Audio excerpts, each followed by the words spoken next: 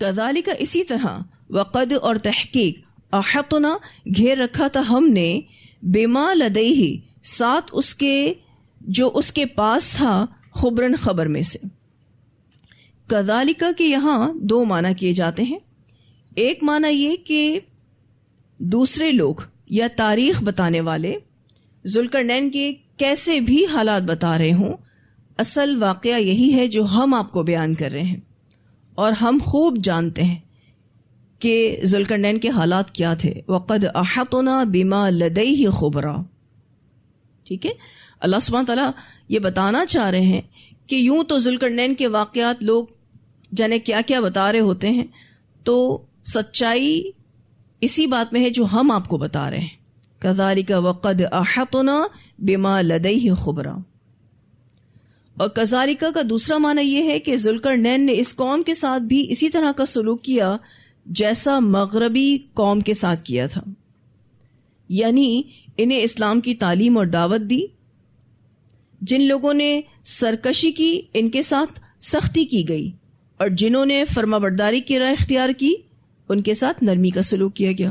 یہ بات ہم نے ابھی پیچھے بھی پڑھی نا کہ اللہ تعالیٰ نے دو آپشنز دیے تھے ذوالقرنین کو، تو اس نے اپنا عادلانہ فیصلہ سنایا. تو یہاں اللہ تعالیٰ فرماتے ہیں کہ اس مشرقی قوم کے ساتھ بھی ذوالقرنین نے ویسا ہی معاملہ کیا جو اس نے مغربی قوم کے ساتھ کیا تھا. ثم اتبع سببا، پھر اس نے پیروی کی اسباب کی.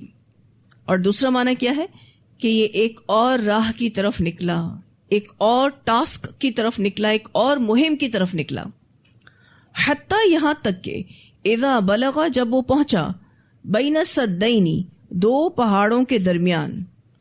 سدین تثنیہ کا صیغہ ہے، روٹ ورڈ سین دال دال دیوار کو کہتے ہیں. دو دیواروں سے مراد دو پہاڑی سلسلے ہیں. یہاں تک کہ جب وہ پہنچا یعنی ذوالقرنین پہنچا دو پہاڑوں کے درمیان، وجد اس نے پایا، من دونہما ان دونوں کے اس طرف، قومن ایک قوم کو. اس ٹیکسٹ کا ایک معنی یہ ہے کہ ان دونوں پہاڑوں کے ورے ایک اور قوم کو پایا، یعنی ان دونوں پہاڑوں کے پاس ایک اور قوم کو پایا. ٹھیک ہے، اور من دونہما سے ایک معنی یہ بھی کیا جاتا ہے کہ ان دونوں قوموں کے علاوہ ایک اور قوم کو پایا. پچھلی دو قومیں کون سی تھی؟ ایک مغربی قوم تھی، ایک مشرقی قوم تھی. اب یہ تیسری نیشن ہے جس کے پاس یہ ذوالقرنین گیا ہے. اب یہ قوم کیسی تھی؟ لا یکادون نہ قریب تھے، یفقہون قولا کہ وہ سمجھ سکتے کوئی بات. اب یہ جو قوم تھی بات نہیں سمجھ سکتی تھی. ان کے درمیان یعنی ذوالقرنین اور قوم کے درمیان کمیونیکیشن نہیں تھا. ہو سکتا ہے کہ احمق قسم کے لوگ ہوں جیسے جنگلی لوگ ہوتے ہیں،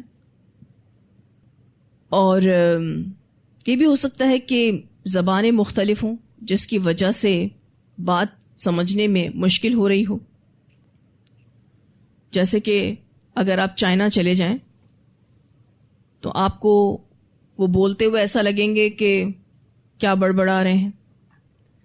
چائنیز کو آپ بولتے ہوئے نظر آئیں تو آپ کی اردو کو وہ بڑبڑانا سمجھیں گے.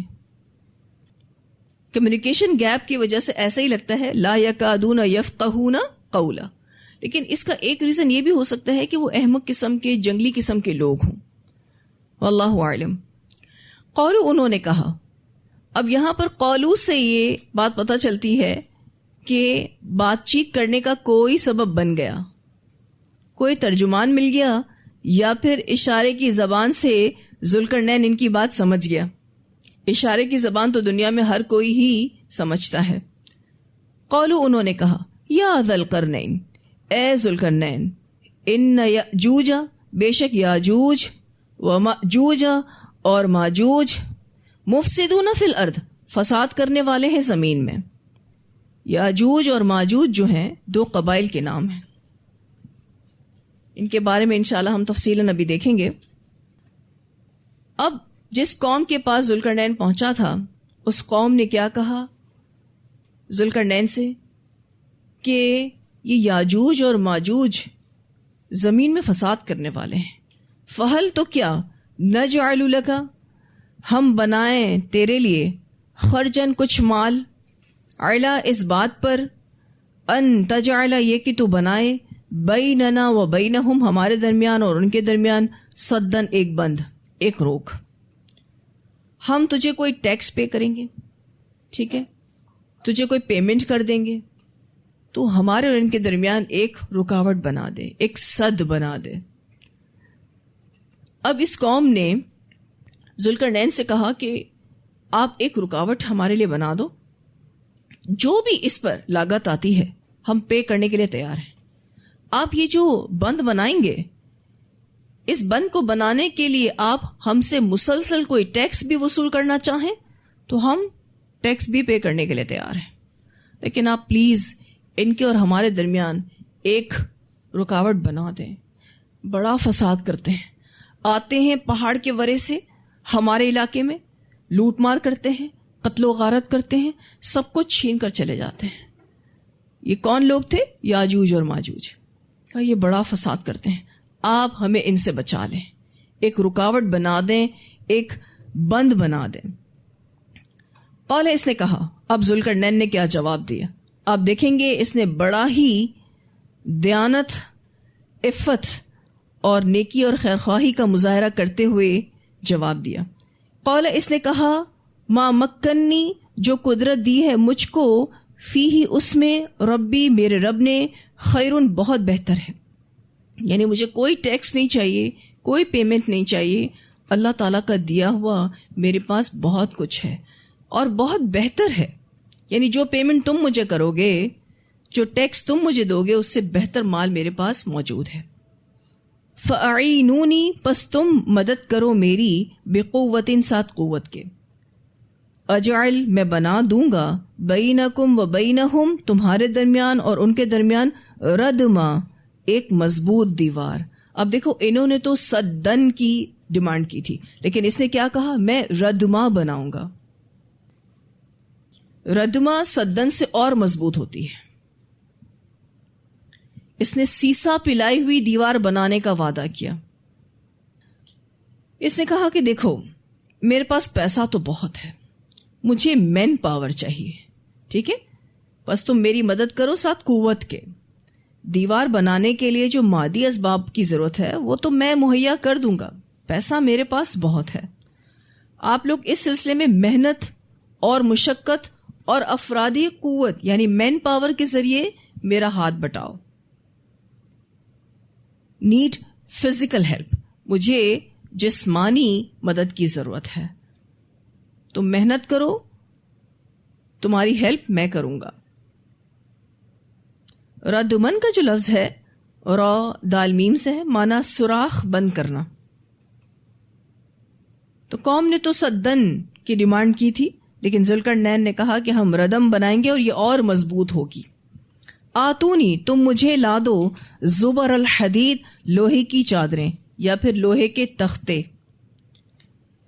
حتیٰ یہاں تک کہ اذا ساوا، جب برابر کر دیا اس نے، بین الصدفین، دونوں پہاڑوں کے کناروں کے درمیان.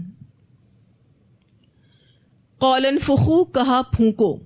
اب جب اس نے سارے لوہے کے تختے لگا دیے تو کہا کہ اب ان لوہے کے تختوں کو گرم کرو. قال انفخوا، خوب گرم کیا گیا اس کو. حتیٰ اذا جعلہ نارن، یہاں تک کہ اس نے کر دیا اس کو آگ. قال، کہا آتونی، لاؤ میرے پاس، افرغ، میں ڈال دوں، علیہ قطرہ، اس پر پگھلا ہوا تانبا. وارم میلٹڈ تانبا جو ہوتا ہے نا، بالکل پگھلا ہوا گرم تانبا، وہ اس نے ان لوہے کی چادروں پر ڈالا. بہت ہی مضبوط سیسا پلائی ہوئی دیوار اس نے بنائی،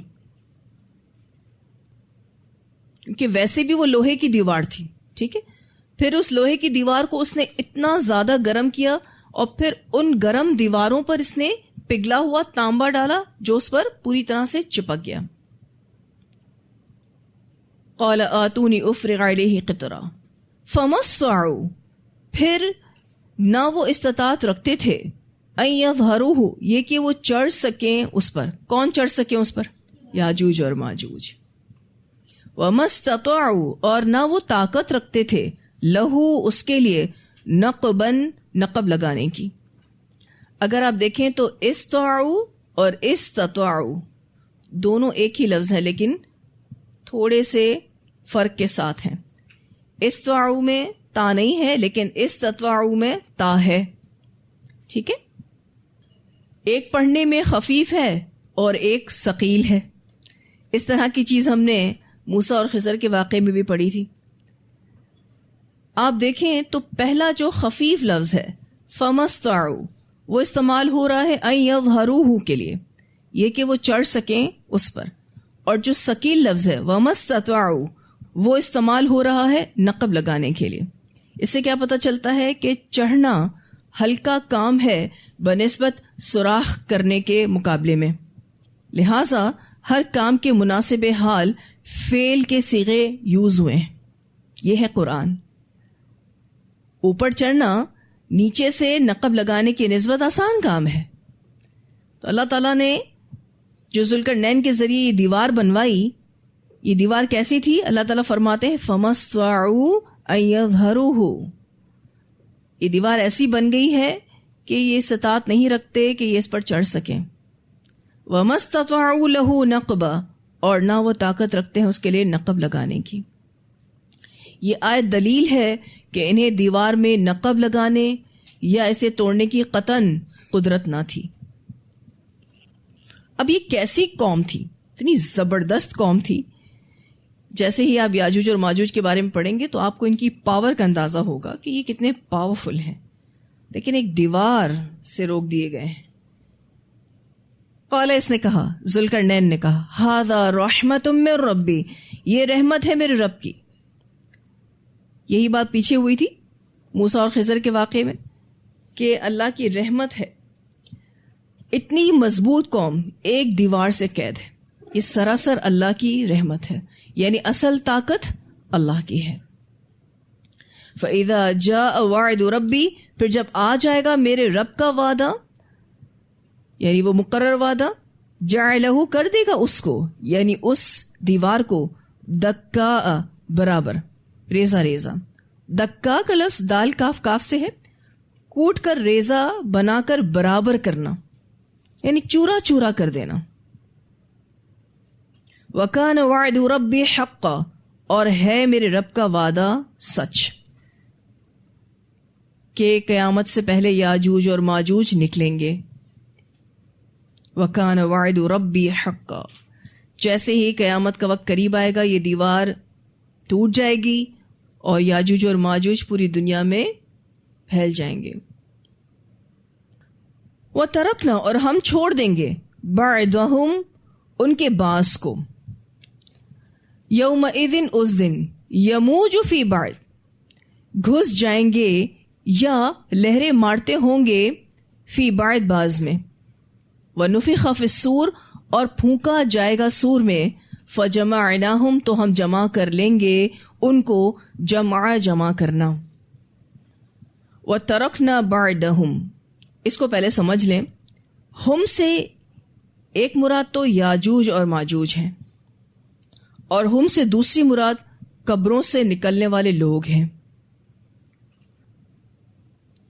یومئذ، اس دن سے پہلی مراد یاجوج اور ماجوج کے خروج کا دن ہے، نکلنے کا دن ہے. اور یومئذ سے دوسری مراد نفخہ ثانی کا دن ہے. نفخہ ثانی یعنی قیامت کا دن مراد ہے، جس دن دوسرا سور پھونکا جائے گا. ٹھیک ہے. وَتَرَكْنَا بَعْدَهُمْ يَوْمَئِذٍ يَمُوجُ فِي بَعْدٍ. اب جو پہلا معنی آپ کو میں نے بتایا کہ اور ہم چھوڑ دیں گے ان کے بعض کو، یعنی یاجوج اور ماجوج کو، اس دن جس دن یہ نکلیں گے، یموج فی بعض، ایک دوسرے میں گھس جائیں گے، یعنی یہ تعداد میں اتنے زیادہ ہوں گے کہ یہ ایک دوسرے میں گتھم گتھا ہوں گے. ٹھیک ہے. تو پہلا معنی کیا ہے کہ جب دیوار ذوالقرنین پیوندے خاک ہو جائے گی، یعنی یہ جب دیوار ہموار ہو جائے گی تو یاجوج اور ماجوج سمندر کی موجوں کی طرح بے شمار تعداد میں ٹھاٹھے مارتے ہوئے نکلیں گے. اور دوسرا معنی کیا ہے کہ قیامت کے دن نفخہ سور ثانی ہوگا، یعنی دوسرا سور پھونکا جائے گا تو سب لوگ اپنی قبروں سے اٹھ کر موجوں کی طرح ایک دوسرے میں گھس جائیں گے، کہ تعداد میں اتنے لوگ ہوں گے، ہر کوئی اپنی قبر سے نکلے گا تو وہ ایسا لگے گا کہ جیسے کوئی سمندر ہے ٹھاٹھے مارتا ہوا، بڑی بڑی لہروں کے ساتھ کوئی سمندر آ رہا ہے، حالانکہ وہ انسانوں کا سمندر ہوگا. اور اس کے بعد اللہ تعالیٰ فرماتے ہیں فَجَمَعْنَاهُمْ جَمْعًا، تو ہم جمع کر لیں گے جمع کرنا. ٹھیک ہے، تو پہلا معنی واضح ہے. بعدہم سے دوسری مراد قبروں سے نکلنے والے لوگ. ہم چھوڑ دیں گے قبروں سے نکلنے والے لوگوں کو یومئذ، کس دن؟ قیامت کے دن. ٹھیک ہے، نفخہ ثانی کے دن. اور جب وہ نکلیں گے تو ان کی حالت کیا ہوگی؟ یموج فی بعض، وہ آپس میں گتھم گتھا ہوں گے. ظاہر قبروں سے جب لوگ نکلیں گے اتنی کوانٹٹی میں ہوں گے، ایسا لگے گا انسانوں کا سمندر آ رہا ہے. ٹھیک ہے، پھر فرمایا وَنُفِخَ فِی الصُّورِ، اور پھونک ماری جا چکی ہوگی سور میں، یعنی نفخہ ثانی ہو چکا ہوگا. کیونکہ جب نفخہ ثانی ہوگا تبھی ہی لوگ قبروں سے نکل کر اللہ کی طرف آئیں گے نا. فَجَمَعْنَاهُمْ جَمْعًا، تو اللہ تعالیٰ پھر ان کو اکٹھا کرے گا میدان حشر میں. ٹھیک ہے. اچھا، یہ سورہ انعام کی آیت نمبر 73 میں بھی آپ بات پڑھ چکے ہیں کہ سبھی کو اللہ تعالیٰ جمع کرے گا، سب لوگ اللہ کی طرف اکٹھا ہوں گے. یہ ریفرنس اگر آپ اپنے پاس لکھ لیتے ہیں، سورۃ الانعام آیت نمبر 73. لیکن دو سوروں کا ذکر ایک ساتھ سورہ زمر کی آیت نمبر 68 میں آتا ہے. اللہ تعالیٰ فرماتے ہیں وَنُفِخَ فِی الصُّورِ، اور سور میں پھونک مار دی جائے گی اور جو کوئی بھی آسمان اور زمین میں ہوگا وہ مر جائے گا. یہ پہلی بار سور پھونکنا ہوگا کہ جس کی وجہ سے سبھی لوگ مر جائیں گے. پھر اللہ تعالیٰ فرماتے ہیں سورہ زمر کی آیت نمبر 68 میں آگے کنٹینیو کرتے ہیں کہ پھر دوسری بار سور پھونکا جائے گا تو پھر سب لوگ اپنی قبروں سے اٹھیں گے اور اللہ تعالیٰ کے حضور کھڑے ہوں گے حساب کتاب کے لیے. ٹھیک ہے، انشاءاللہ تعالیٰ آپ اس ریفرنس کو دیکھیں گے تو آپ کو واضح ہو جائے گا. تو یہاں جو بات ہو رہی ہے نا وَنُفِخَ فِی الصُّورِ، یہ نفخہ ثانی کی بات ہو رہی ہے، دوسرے سور کی بات ہو رہی ہے. بات اس انداز میں کی جا رہی ہے، دیکھا جائے تو اردو میں ہم اس کو اس طرح سے کہہ سکتے ہیں، اور دوسرا سور پھونکا جائے گا تو لوگ قبروں سے نکلیں گے اور وہ آپس میں گتھم گتھا ہوں گے اور اللہ تعالیٰ ان سب کو میدان حشر میں جمع کرے گا. ٹھیک ہے. اب یہ جو سور پھونکنے کی بات ہے، جس فرشتوں کو اللہ تعالیٰ نے یہ کام دے کر رکھا ہے وہ تو ریڈی ہے بگل بجانے کے لیے.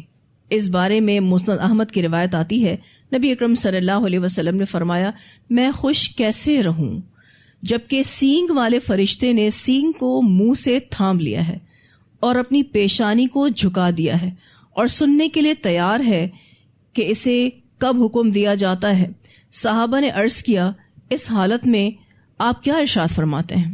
آپ صلی اللہ علیہ وسلم نے فرمایا تم یہ کہو کہ ہمیں اللہ کافی ہے اور وہ بہت اچھا کارساز ہے اور ہم نے اللہ ہی پر توکل کیا. یعنی آپ اللہ سبحانہ تعالیٰ پر ہی بھروسہ کریں اور اللہ کو ہی اپنے لیے کافی سمجھیں، اللہ ہی بہترین کارساز ہے. یہی چیز آپ کو کل قیامت کے دن انشاءاللہ سرخرو کرے گی. یہ سور پھونکنے کا معاملہ تو بالکل ہی تیار پڑا ہے، بس انسان کو شعور لانے کی ضرورت ہے. وہ جو بے شعور زندگی گزار رہا ہے نا، اس کا کیا ہی کہنا ہے. اب آپ دیکھیں تو پہلے ذوالقرنین نے ان کا مسئلہ حل کیا، ٹھیک ہے نا، جاتے کے ساتھ دعوت توحید نہیں دی. جیسے ہی اس قوم کو ٹیک اوور کیا، ان کا حاکم بنا تو ان کے مسائل سنے. جب ان کے مسائل سنے تو سننے میں دشواری آئی کیونکہ کمیونیکیشن گیپ تھا، زبان سمجھ نہیں آ رہی تھی. پھر ترجمان ملا. ایسا عموماً ہوتا ہے کہ کسی دوسرے ملک میں آپ چلے جائیں تو آپ کو کوئی نہ کوئی ترجمان مل جاتا ہے، یا اب تو الحمدللہ ایسی اپلیکیشنز آ گئی ہیں کہ جو ٹرانسلیٹر کا کام دیتی ہیں، تو آپ ان کی بات سمجھ جاتے ہیں. تو بالکل کچھ ایسا ہی معاملہ اس کے ساتھ بھی ہوا. اور جب کمیونیکیشن شروع ہو گئی قوم سے تو قوم نے اپنا مسئلہ اس کے آگے رکھا. اب وہ کتنا بہترین بادشاہ ہوگا کہ قوم نے اپنا مسئلہ اس کے آگے رکھا اور اس نے کہا کہ میں تمہارا پہلے پرابلم سالو کروں گا. اور پرابلم بھی ایسا سالو کیا اس نے جیسے وہ لوگ تھے سامنے. یاجوج اور ماجوج کی جو قوم تھی وہ جس لیول کی طاقتور قوم تھی اسی لیول کا سولوشن ذوالقرنین نے نکالا. جیسے لوگ تھے ویسی ہی پلاننگ. اس سے بھی ہمیں الحمدللہ یہ سیکھنے کو ملتا ہے کہ آپ کے سامنے جیسے لوگ ہوں آپ کو ویسی پلاننگ کرنی ہے. بالفرض اگر آپ دین کا کام کر رہے ہیں, آپ علم پہنچا رہے ہیں, تو اس صورتحال میں اگر آپ کے سامنے انٹلیکچوئل قسم کے لوگ ہیں, پڑھے لکھے لوگ ہیں, تو آپ کی ٹاک بھی پھر ایسی ہی ہونی چاہیے. آپ ان کے سامنے ان پڑھ نہیں محسوس ہونے چاہیے. اور اگر آپ کے سامنے ایسے لوگ ہیں جو پڑھے لکھے نہیں ہیں تو آپ ان کے سامنے بڑی ہی انٹلیکچوئل ٹاک دیں گے تو وہ سمجھ نہیں سکیں گے. ٹھیک ہے, تو اس کے لیے ضروری ہوتا ہے کہ جیسے لوگ ہوں ویسی پلاننگ کرنی چاہیے. پھر یہ کہ بادشاہ ہونے کے باوجود بھی وہ بڑا ہی عاجز انسان تھا. اس کے اندر عاجزی بہت زیادہ تھی. اس کی عاجزی اور تواضع اس جملے سے پتہ چلتی ہے. جیسے ہی اس نے دیوار بنا لی تو اس نے یہ نہیں کہا دیکھو میرا کارنامہ, اس نے یہ نہیں کہا. اس نے کہا قال ھذا رحمت من ربی, یہ میرے رب کی رحمت ہے.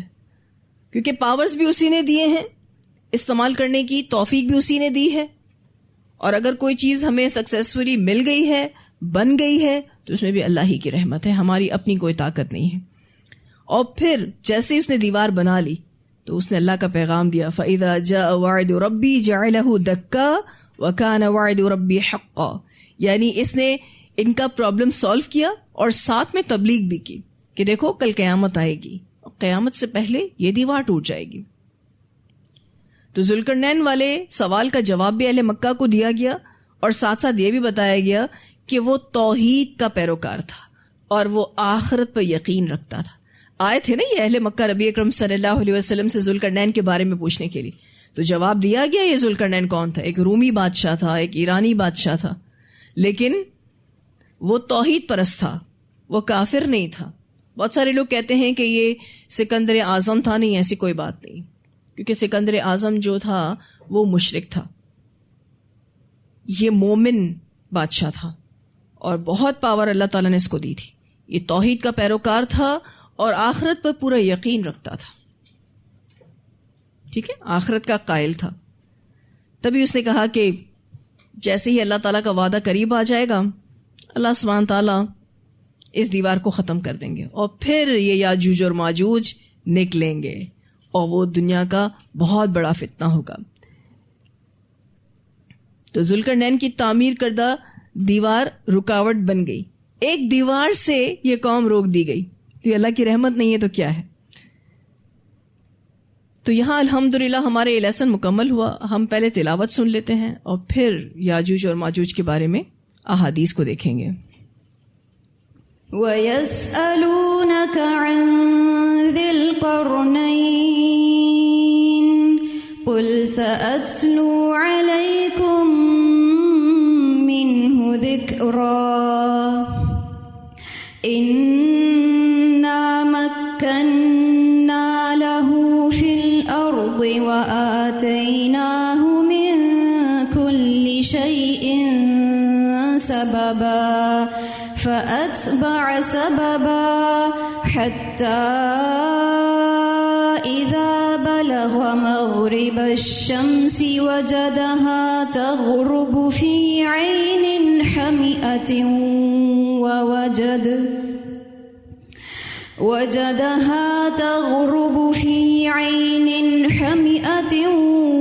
ووجد عندها قوما قلنا يا ذا القرنين إما أن تعذب وإما أن تتخذ فيهم حسنا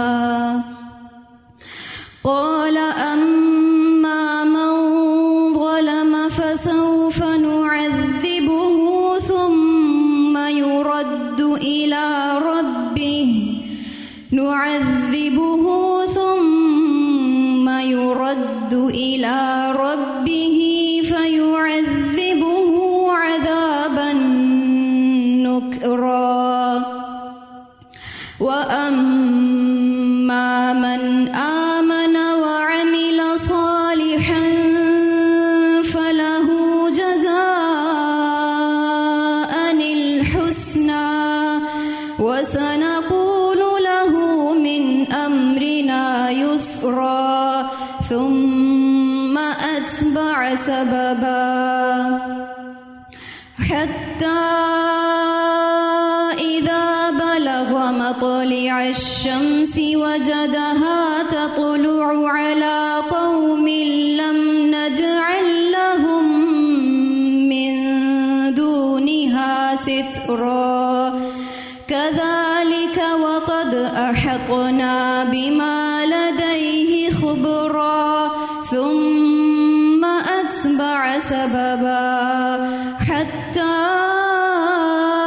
إذا بلغ بين السدين وجد من دونهما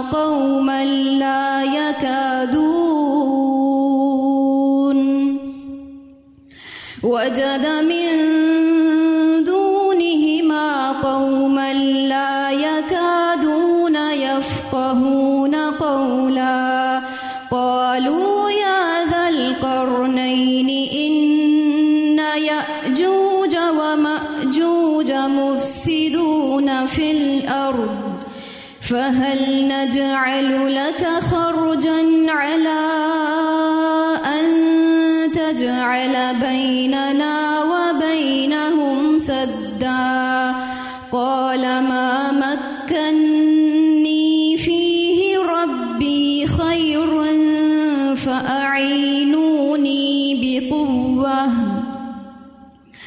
فأعينوني بقوة أجعل بينكم وبينهم ردما آتوني زبر الحديد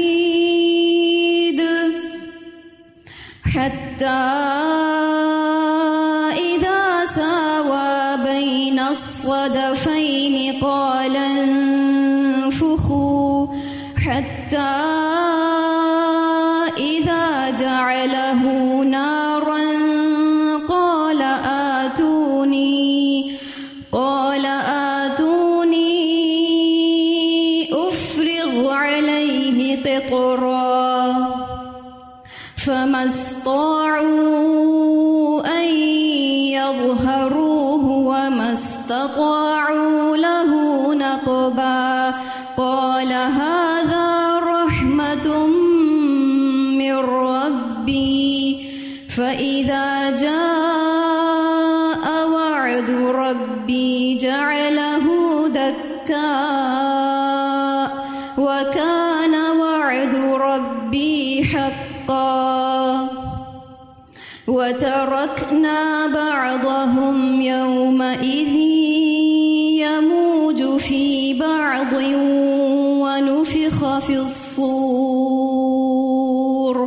ونفخ في الصور فجمعناهم جمعا